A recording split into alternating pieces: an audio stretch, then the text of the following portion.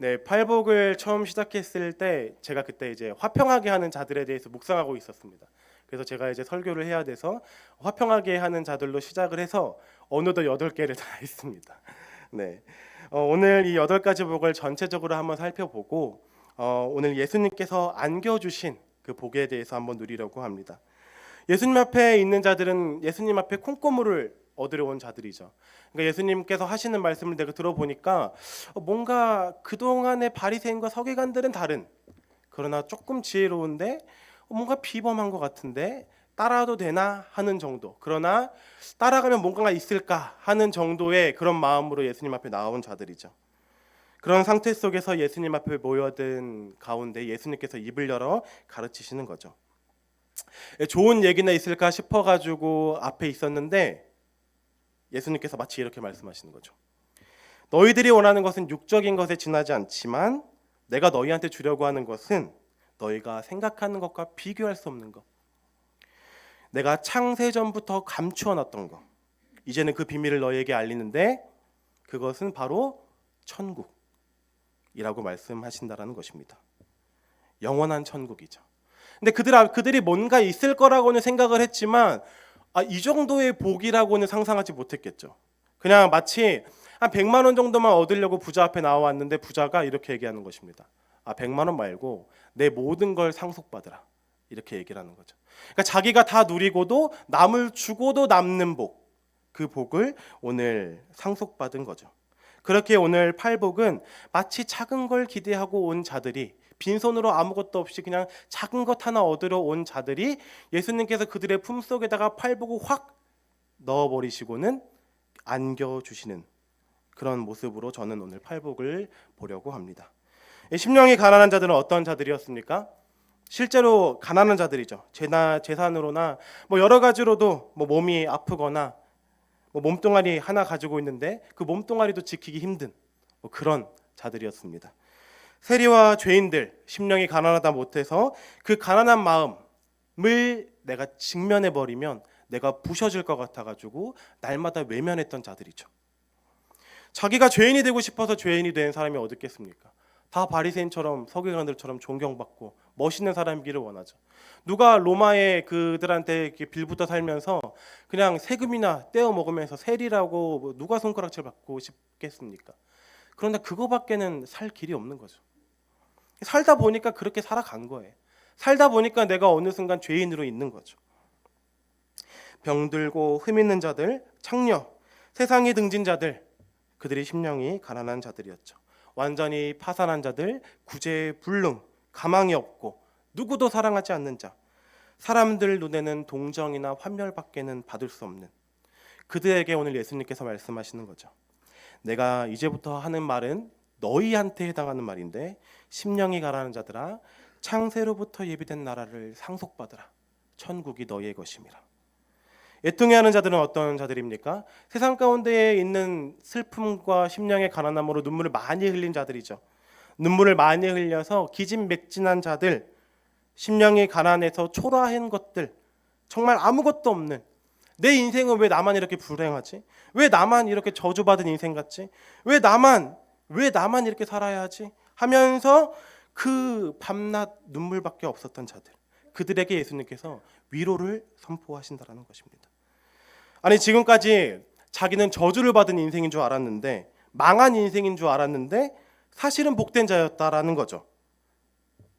예수님께서 오셔서 애통하는 자들아 너희가 복되다라고 말씀하신다라는 것입니다. 온유한 자는 어떤 사람입니까?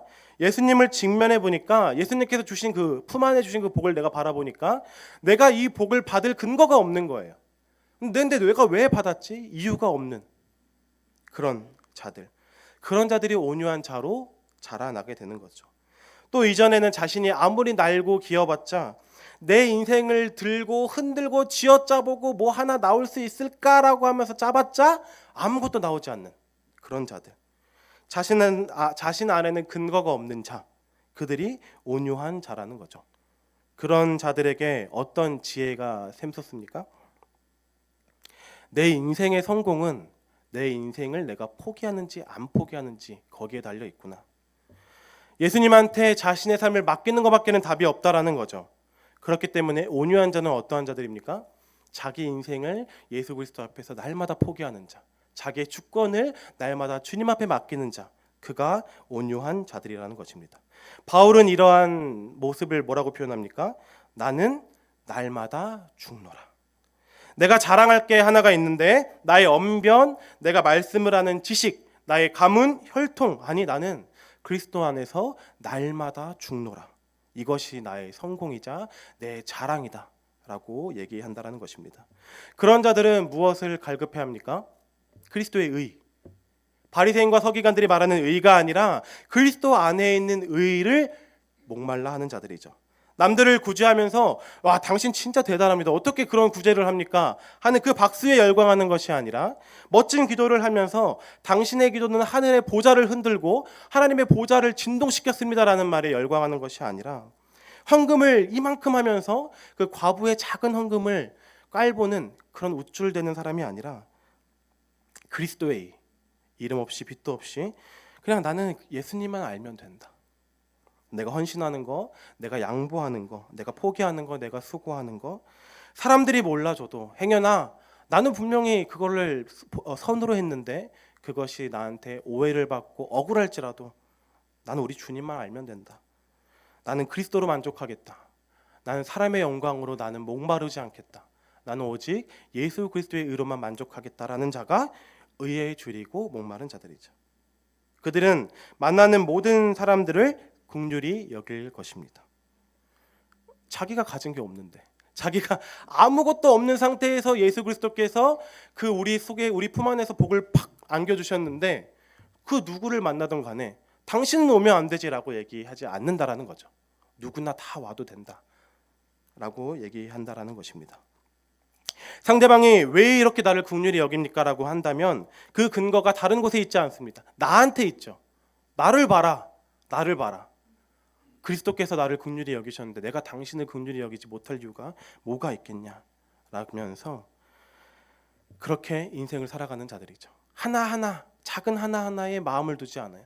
그 긍휼히 여기는 자들은 만나는 모든 사람들에게 여유가 있는 자들이죠.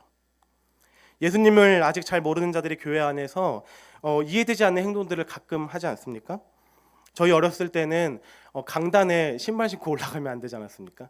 저는 그런 교회 다녔습니다. 그래서 어른들이 애들이 강단 신고 올라가면은 저 막 거의 뭐 무슨 하나님의 불이 임하시는 것처럼 달려가셔가지고 끌어내리고 야 너 신발 신으면 안 돼 이러면서 그랬었는데 저는 그런 걸 당한 적은 없습니다. 그러나 제 주위에 있는 많은 동생들이 당했는데 사실 이거 이 자체로도 말이 안 되지만 그 애가 뭘 알겠습니까? 그냥 지네끼리 도망치다 보니까 강단이 비어서 올라간 거예요. 그런데 이렇게 교회 안에 여유가 있어야 합니다. 여유. 우리 이 청소년부에서도 예수님 교회를 안 다니는 친구들이 되게 많습니다. 그래서 걔네들이 오는데 이제 뭐 모자를 쓰고 오기도 하고 뭐 여름에는 뭐 반바지에 슬리퍼에 신고 옵니다. 모자도 신고. 그래서 지금 일어난 건지 뭐 어떻게 저렇게 오는 건지 싶은데 그 친구들한테 야 일로 와봐. 그렇게 신는 게 말이 되냐? 너 네 선생님 만날 때 그렇게 하고 가냐? 요즘 애들은 저 선생님 만날 때 이렇게 하고 가요 이래. 그래서 굳이 걔를 붙잡고 그렇게 하면 안 된다라고 할 바에는 그냥 같이 친구가 되어주고 그냥 같이 있다 보면은 지가 알아요. 아 이렇게 입으면 안 되는구나. 그런 우리 여유가 좀 있어야 되지 않겠습니까? 교회 생활을 오래한 자들에게 우리도 여유가 있어야 합니다. 근데 이게 참 어렵습니다.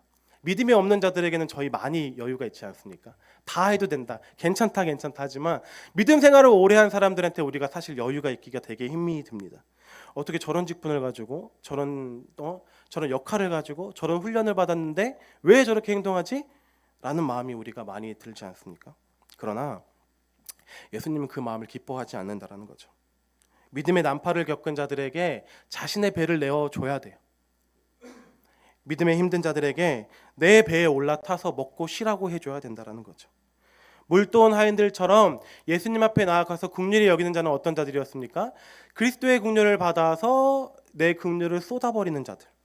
물도온 하인들처럼 예수님 앞에 가서 주님 나를 채우소서, 나를 은혜로 채우소서, 내가 받은 은혜를 이 사람한테 흘려보내는 것, 그것이 긍휼히 여기는 자들이라는 거죠. 설령 주인이 그만해라 됐다, 내가 너 상하는 거, 네 마음 상하는 거 내가 언제까지 보겠느냐. 이젠 됐다. 그만해도 된다. 라고 할지라도 두소서 내가 금년에도 가서 부으리다. 라고 말하면서 계속적으로 붓는 자들. 그들이 하나님의 긍휼을 쏟는 자들. 긍휼히 여기는 자라는 거죠.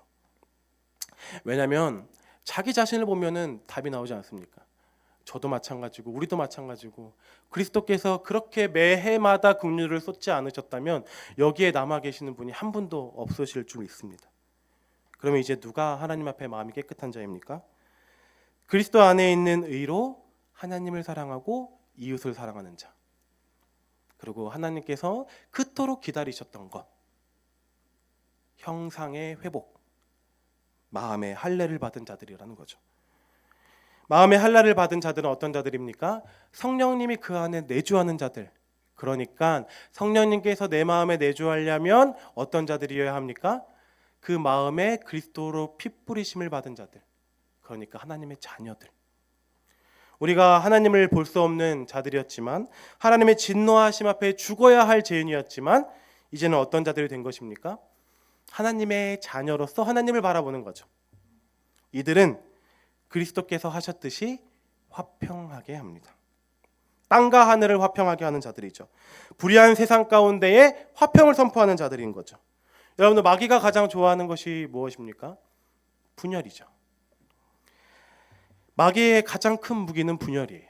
한 마음으로 주를 부르지 못하게 공동체를 만드는 것이 지금 그들이 할 수 있는 가장 큰 무기이죠. 이미 십자가에서 패배한 자들은 계획을 변경했어요. 이들은 한 마음으로 모이는 것을 막자. 한 입으로 주 그리스도를 못 부르게 하자. 서로 많이 모이게 할지라도 각각 당을 지어서 서로 그렇게 그냥 존재하게 만들자. 그래서 멀리 봤을 때는 교회처럼 만들되 안에서는 병들게 만들자.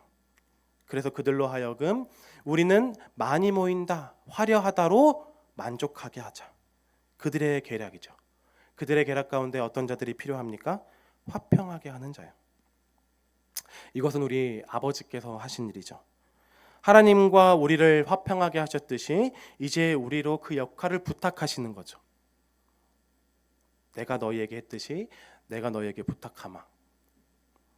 하나님의 교회를 하나 되게 하는 일에 너희를 부탁하마 라고 말씀하시는 거죠.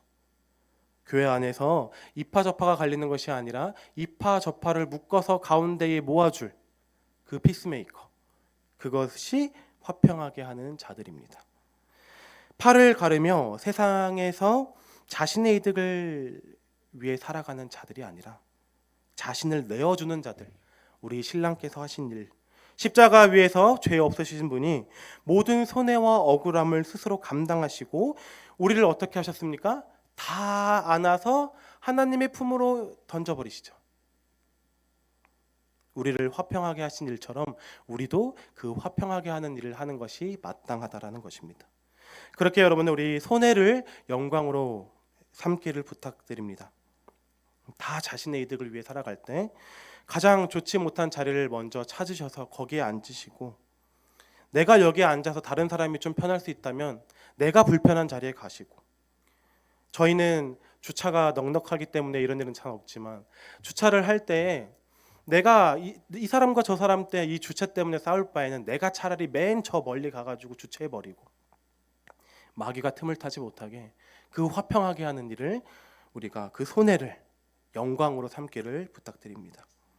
그렇다고 편하고 좋은 자리에 앉은 분을 보시면서 저 사람 편하고 좋은 자리에 먼저 앉네라고 하지 마시고 그냥 여유 있게, 그럴 수 있지. 그리고 그 사람 별 생각 없을 수도 있어요. 그냥 있으니까 앉았을 수도 있습니다.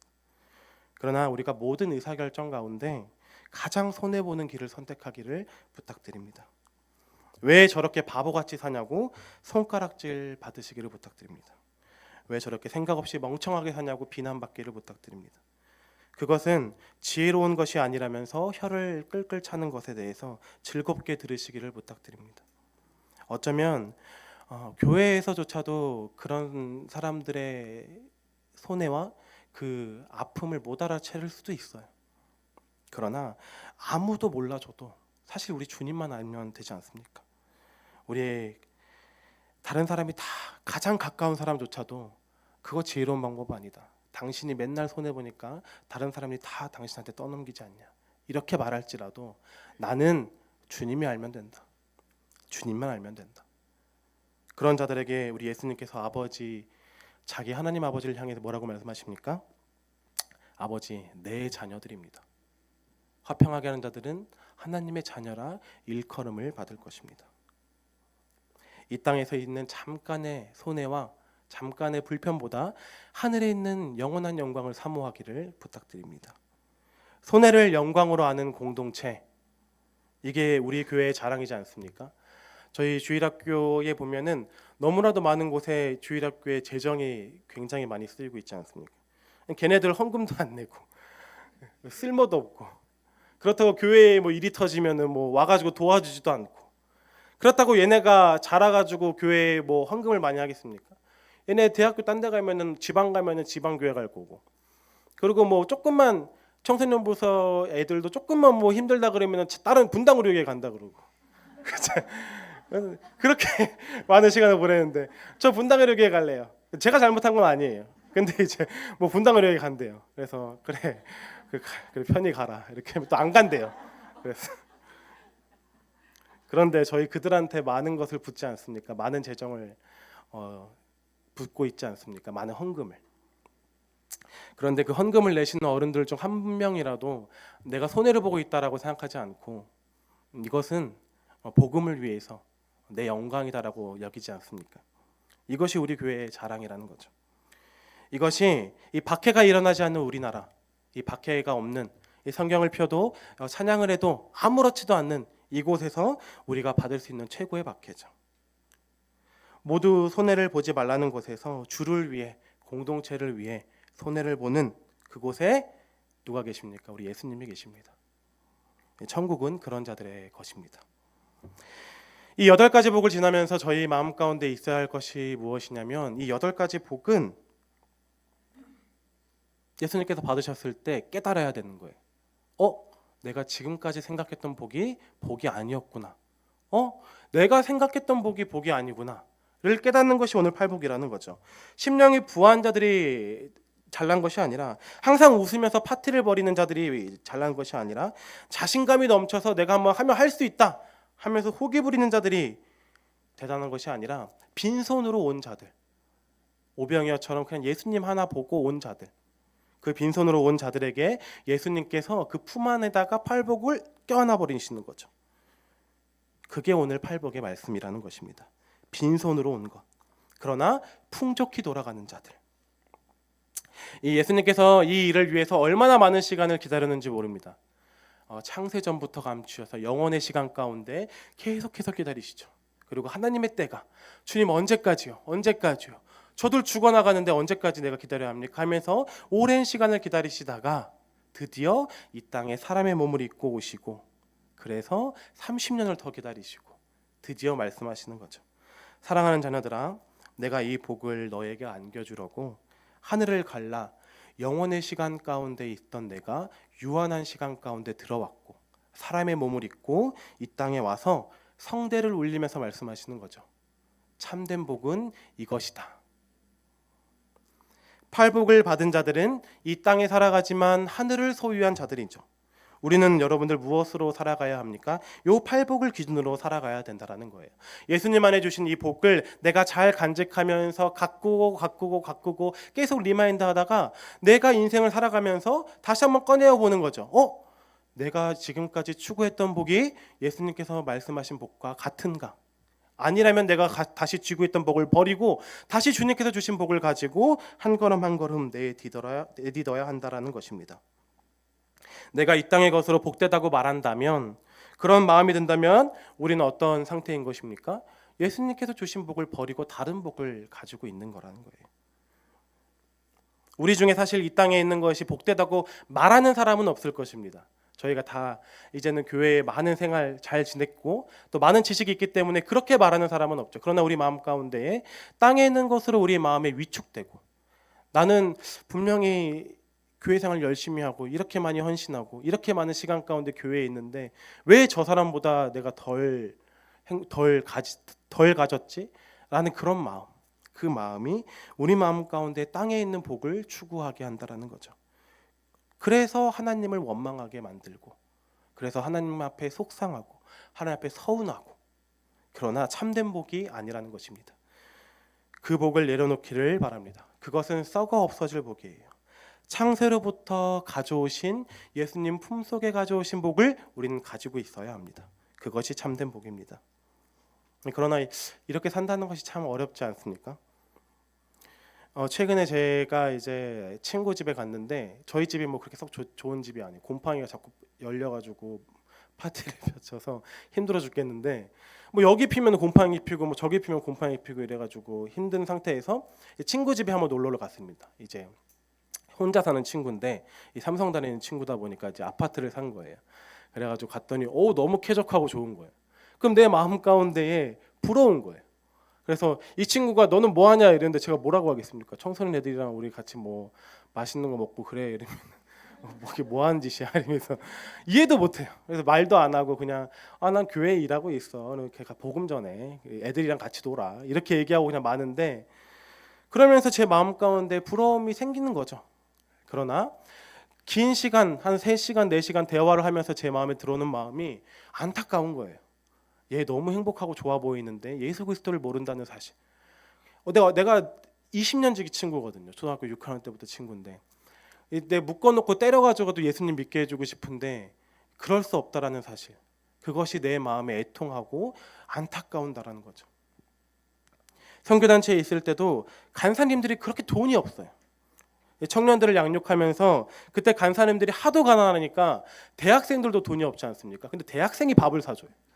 그래서 우리 간사님, 불쌍한 간사님 밥 한 끼 사주자 이러면서 삐쩍 꼬라가지고, 그리고 예수님 얘기할 때도 그 과자 한 봉지 까가지고 그 과자 먹으면서 예수님 얘기하고. 신자 근데 또 애가 또 4명이세요. 그래가지고 보시면서 차비도 없으신데 어떻게 저렇게 다닐까 하는 그런. 근데 누가 그 간사님처럼 살고 싶겠습니까? 지금 저한테 물어봐도 저는 그렇게 살고 싶지 않아요. 근데 하나님 보시기에 그 간사님이 복되다고 말씀하시는 겁니다. 팔복은 물질로 가득 채워져 있는 세상 가운데서 물질을 거부하고 하늘을 품은 자들이 복되다라고 얘기하신다라는 거죠. 유한한 시간을 상속받은 것이 아니라 영원한 시간을 상속받은 자들, 그들이 하늘을 보고 하늘을 품는 일을 부끄럽지 않게 하시려고 이 팔복의 끝에 뭐라고 말씀하십니까? 상 주신다. 상 주신다. 천국을 약속받은 자들에게 상 주신다라고 하죠. 그들은 예수님께서 그들의 상이 크시다면서 너희가 하는 그 일 절대로 가치 없는 일 아니야. 절대로 그렇게 살다가 망하는 거 아니야. 내가 분명하게 약속할게. 영원한 시간 가운데 너희 상 있을 거다. 손해보고 자신을 내어주는 자들이 그저 그렇게 인생이 끝나는 것이 아닙니다. 이 땅에서 바보로 죽을지도 모르겠죠. 그러나 사실 그들은 가장 지혜로운 자들이죠.